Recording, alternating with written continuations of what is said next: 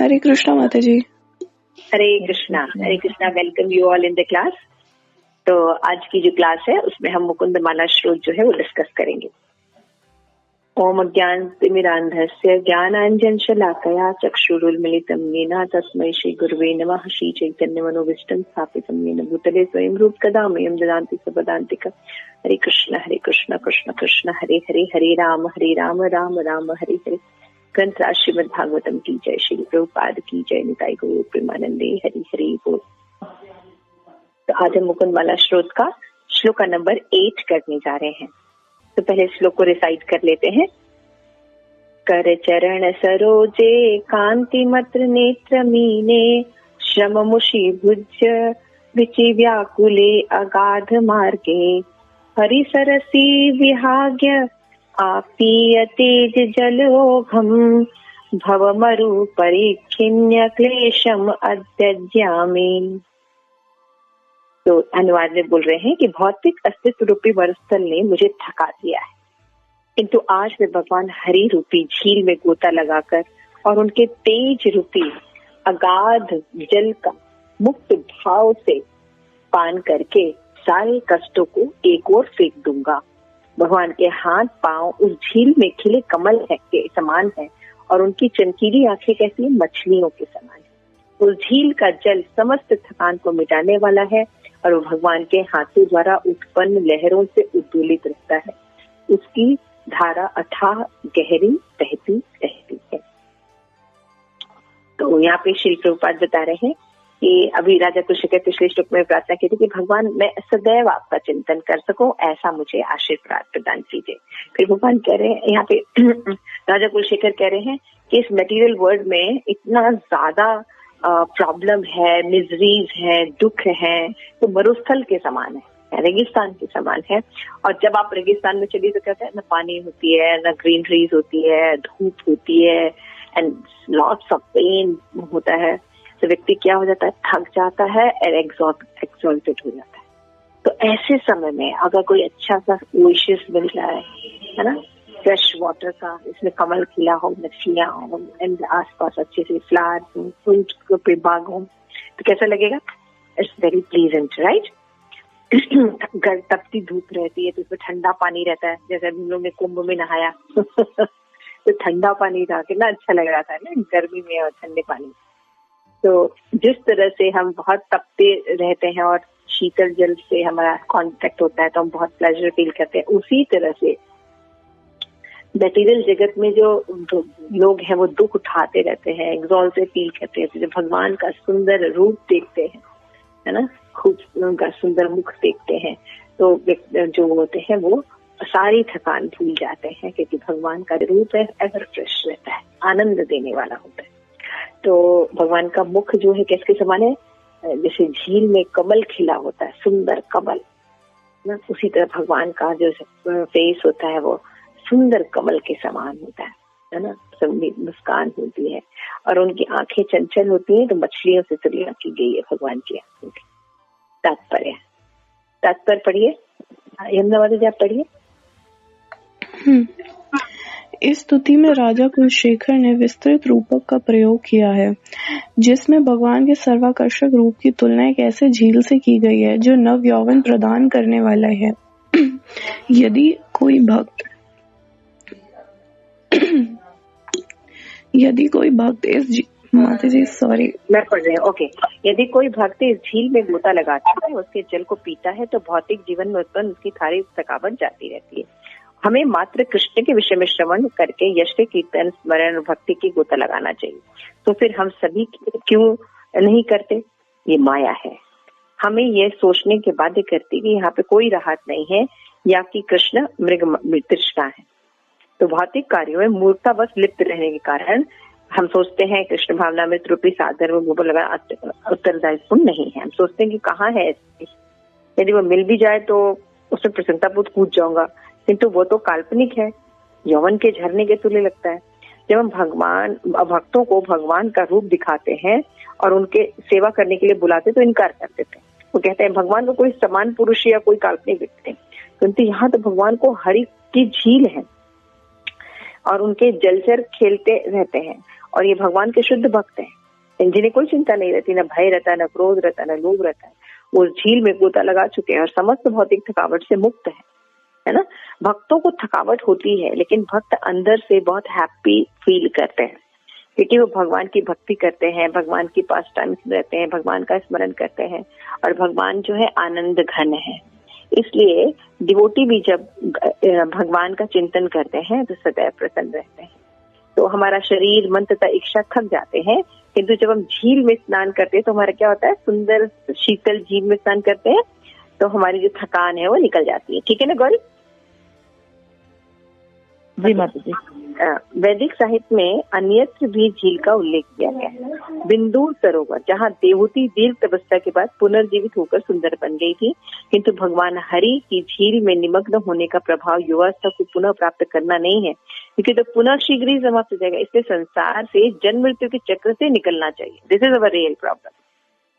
तो जनरली लोग कहते हैं कि हाँ, आपको नौकरी नहीं मिली है, ठीक है, आपने ये साधना कीजिए, आपको नौकरी मिल जाएगी, इसका व्रत कीजिए, आपको नौकरी मिल जाएगी, और मिल भी जाती है। लेकिन नौकरी मिलना, मकान बनाना और अच्छी सुविधाएं प्राप्त करना मटेरियल वर्ल्ड में, ये जीवन का लक्ष्य नहीं है। जीवन का लक्ष्य है कि हम इस मटेरियल मिजरी में आए ही ना, जो जन्म मृत्यु का जो मिजरी हम झेल रहे हैं, इसको हम झेले ही ना, बल्कि हम शाश्वत आनंद की जगह में चले जाए जहाँ जन्म मृत्यु नहीं होता है। This is our real benediction. लेकिन हम ऐसा सोचते नहीं, क्योंकि हमारे पास नॉलेज नहीं होता है। तो हम टेम्परेरी सोल्यूशन करते रहते हैं, है ना, कि हाँ ये ठीक हो जाएगा तो ठीक हो जाएगा, ये ठीक हो जाएगा तो ठीक हो जाएगा। लेकिन हमें पता होना चाहिए कि जो मटेरियल वर्ल्ड है, इसमें जन्म है, मृत्यु है, जरा है, व्याधि है, इतने सारे दुख है ना। Poonam, are you there? Hare Krishna. जी माता जी। पूनम, हरे कृष्णा। समझ में आ रही है बात? यस माता जी। कितना सुंदर बता रहे हैं भगवान को। भगवान आनंद के घन है, लेकिन हमें जब हम ये भौतिक जगत में रहते हैं तो लगता है कि ये भौतिक जगत ही हमें खुशी प्रदान करेंगे, है ना। लेकिन भौतिक जगत जो होते हैं, जन्म मृत्यु जरा व्याधि में लगे रहते हैं। This is our problem. तो जब हमें सही ज्ञान होता है तब हम भगवान की भक्ति करते हैं, लेकिन जब हमें सही ज्ञान नहीं रहता तो हम क्या करते हैं, हम सोचते हैं मटेरियल संसाधन अगर हम जुटा लेंगे तो हम सुखी हो जाएंगे।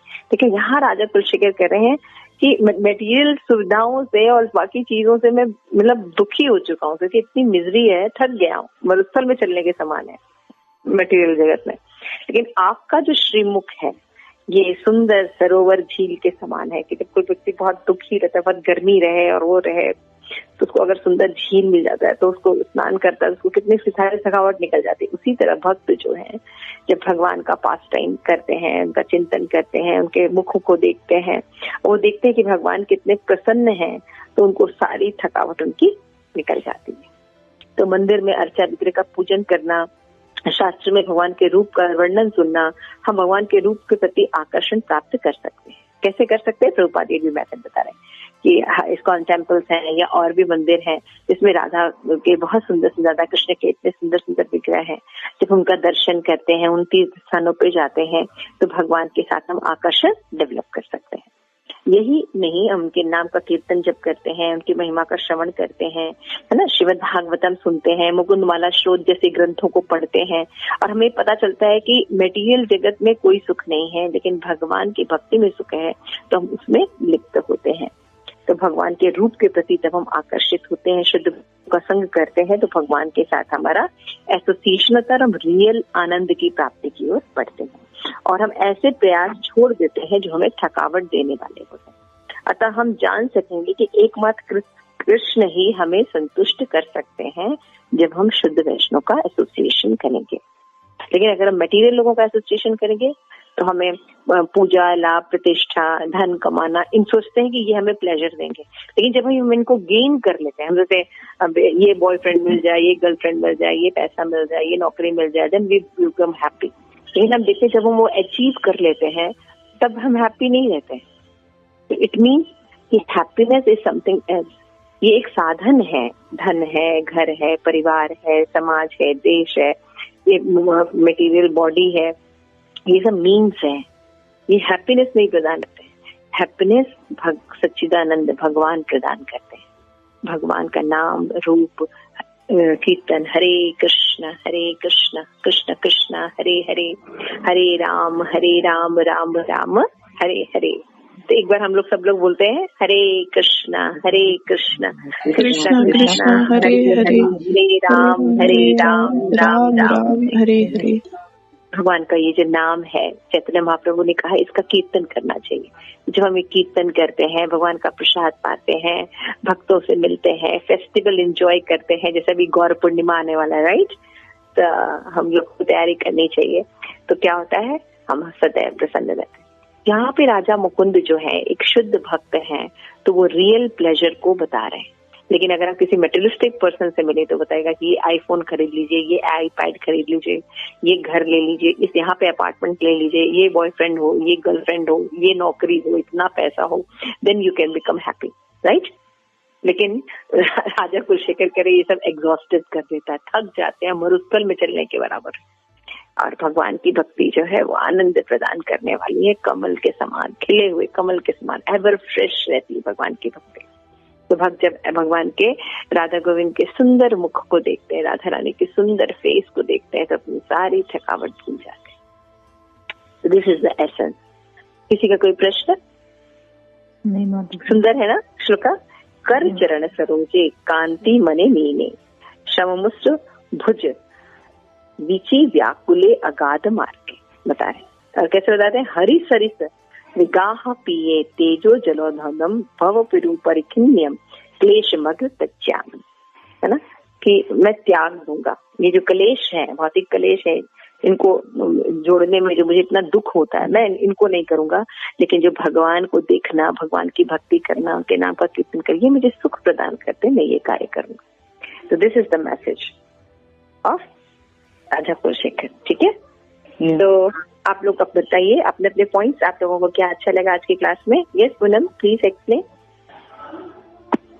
जी माता, ये बताएं कि आप जो भौतिक जगत है मरुस्थल की तरह है माता जी, सही जैसे रियल में जैसे मरुस्थल में होता है कि हाँ वहाँ पे जाओ तो मुझे वाटर मिलेंगे, खुद से वहाँ पे पानी ये लगता है, इसी तरह मटेरियल वर्ल्ड है कि हाँ ये चीज हमें मिल जाए, वहाँ पे जाओ ये मिल जाएगी तो मुझे बहुत खुशी होगी। लेकिन रियल में क्यों होता है तो वो चीज फिर मायने नहीं रखती है। हाँ, वो इतना इम्पोर्टेंट नहीं रह जाता है। लेकिन जब तक नहीं मिला रहता तब तक लगता नहीं ये मेरे लिए बहुत इम्पोर्टेंट है, मिल जाएगा तो काफी खुशी होगी मुझे। लेकिन रियलिटी यही है कि सच में नहीं होती है। लेकिन ऐसा है कि भगवान को जब भी देखो तो लगता है काफी अंदर से, मतलब इंटरनल फीलिंग अच्छी आती है, काफी इंटरनल फीलिंग अच्छी आती है। यस, तो यहाँ पे राजा कुलशेखर ने रूपक का प्रयोग किया है, कई एनालॉजीज बताई हैं कि भगवान जो झील के समान है ना, और सुंदर कमल खिले हुए, फेस उनका कमल के समान है, और उनकी जो आंखें वो मछलियों के समान है। तो उससे वो बता रहे हैं कि किस तरह से वो प्लेजर प्रदान करते हैं ना। Very right, thank you so much. Okay, yes yes Yamuna माता जी, you want to share any point? और यही माता जी 2 पॉइंट्स, जैसे एक तो जो पूनम माता जी ने बताया कि ये एनालॉजी बहुत ही परफेक्ट है कि हमारे ये बताने के लिए कि हम कितना ज्यादा यहाँ पे कुछ भी, मतलब इतना ज्यादा संघर्ष करना पड़ता है और थक जाते हैं, और भगवान के चरण और भगवान की सेवा में ऐसे नहीं फील होता। और यहाँ पे जैसे आखिरी पैराग्राफ में बताया है, मतलब एक प्रैक्टिकल हमें क्या करना चाहिए ये भी बताया कि भगवान के अर्चा वगैरह की सेवा, शास्त्रों को पढ़ना सुनना, इन सब से, भगवान के नाम का कीर्तन करना, श्रवण करना, इन सब से हम भगवान के प्रति आकर्षण उत्पन्न कर सकते हैं। तो यही सब हमें एक्टिविटीज करनी चाहिए कि हम कैसे आकर्षण उत्पन्न करें। जब हम अर्चा विग्रह के दर्शन करेंगे, भक्तों का एसोसिएशन करेंगे, शास्त्र पढ़ेंगे, है ना, मुकुंद माला श्रोत पढ़ेंगे, क्लास अटेंड करेंगे, then we can do. Otherwise क्या करेंगे, अपने घर की एक्टिविटीज में ही लगे रहेंगे, ये लैपटॉप, वो स्क्रीन, ये ऐसे ही लगे रहेंगे, है ना। तो we can not get very fresh, we get exhausted. भगवान की कथा श्रवण करें। थैंक यू सो मच बेटा, very lovely point. Yes Gauri, you want to say anything? जी माता जी, मुझे जो सबसे अच्छा पॉइंट लगा वो यही लगा एक तो इसमें कि क्या कहते हैं कि जब जिस प्रकार मतलब हमें थकान हो जाती है तो हमें थकान करने के बाद जो एक झील में जो एक स्नान करके जो संतुष्टि प्राप्त होती है, वही सेम संतुष्टि हम श्री कृष्ण के जब हम उनको उनके सर्विस में लगते हैं या उनके डिवोशन में लगाते हैं तो हमें सेम सुकून मिलता है जो हमें सुकून या हमें थकावट से रिलीफ उस जगह, उस झील में स्नान करके मिलता है। Very right. Very right point. और इसमें एक बात और बताई गई है कि क्या वैदिक साहित्य में ऐसे किसी झील का या डिस्क्रिप्शन है? तो यस, बोलते हैं श्रीमद् भागवतम में 3rd कैंटो में कपिल मुनि की शिक्षा, कपिल मुनि के जो कर्दम और देवहूति के जो प्रसंग आता है 3rd कैंटो में, तो उसमें बताते हैं कि जब बिंदु सरोवर नाम का जो सरोवर में जब देवहूति स्नान करती हैं तो तपस्या करने के कारण उनका शरीर जो है वो काफी हो जाता है, स्किनी हो जाती है और अच्छी नहीं दिखती हैं। जब वो सरोवर में स्नान करके वापस निकलती हैं तो अपनी सुंदरता जो है, दिव्य सुंदरता वापस प्राप्त कर लेती। तो यहाँ पे श्री प्रभुपाद कह रहे हैं कि भक्त सरोवर, ऐसे सरोवर में इसलिए नहीं जाता कि उसको पुनः यौवन प्राप्त हो जाए, समझ रहे हैं? वो उसके लिए नहीं करता क्योंकि आज वाली फिर से यौवन हो तो हम फिर से तो बूढ़े हो जाएंगे मटेरियल वर्ल्ड में, समझ रहा है? तो भक्त जो है वो रियल भगवान की भक्ति में इन्वॉल्व होता है कि सीधे अपने घर वापस चला जाए जहाँ जन्म मृत्यु हो ही ना। समझ रहे हैं? अंतर समझ रहे हैं कितना बड़ा है? मटेरियल जगत में जैसे कोई कहेगा कि हाँ इस पार्लर में आ जाइए, ये प्लास्टिक सर्जरी करा लीजिए आप ठीक हो जाएंगे, ये फेशियल करा लीजिए, ये कर लीजिए आप ठीक हो जाएंगे, है ना? आप ये नौकरी कर लीजिए, आप ये कर लीजिए, ये घर ले लीजिए, यहाँ कर लीजिए, ये आयुर्वेद ट्रीटमेंट ले लीजिए, आप ठीक हो जाएंगे। तो फिर आप बीमार पड़ेंगे क्योंकि मटेरियल वर्ल्ड है। You have to understand this thing, है ना? डाई करा लीजिए तो बाल काले हो जाएंगे, यू नो, फेशियल करा लीजिए तो ये फेशियल करा लीजिए या ये VLCC ज्वाइन कर लीजिए तो ये पर्सनैलिटी इज वेरी गुड, आप इतने इंच कम कर लेंगे, ऐसे बहुत से ऐड देखते होंगे आप, राइट? तो पर्पस क्या है कि you can go and may be if you are giving you can achieve also. आप पतले हो जाएंगे, आपका फेस बहुत ग्लो करने लगेगा, you become stylish, you become very rich, है ना? पूनम, अंडरस्टूड? जी माता जी, है ना? ये सब चीजें हो भी जाएंगी लेकिन आप फिर वैसे हो जाएंगे क्योंकि मटेरियल वर्ल्ड की प्रॉब्लम क्या है कि ये डिटेरियोरेटेड की तरफ जाता है, इसका नाश होता है। तो हम मेन चीज, जो बुद्धिमान व्यक्ति कहेगा कि अरे यार ये करके क्या फायदा, मतलब इसको तो फिर वैसे ही चीजें हो जाती है, तो बेस्ट है कि मैं यहाँ से निकले और ऐसी जगह जाए ना होता ही नहीं है जन्म मृत्यु जरा बारी, और वो है भगवान का धाम। तो हम क्या करेंगे? हम खरी कथा सुनेंगे ताकि हम भगवान धाम चले जाए, इस मटेरियल जगत से मुक्त हो जाए। तो that is called intelligent, is solving problem permanently. Patching नहीं चलेगी, है ना? This is called patching. हाँ, या हम सुनते हैं हाँ ये सिद्धि मिल रही, हाँ इस सरोवर में स्नान करने से हम उसी तरह मटेरियल का, हाँ ये फेशियल पैकेजिंग कर लेंगे, ये VLCC ज्वाइन कर लेंगे या ये बोनाफाइड ज्वाइन कर लेंगे, देन बिकम वेरी गुड। ये जॉब मिल जाएगी तो बिकम वेल्दी, लाइक दैट। ऐसे आपको ऑफर्स दिखते होंगे, है ना?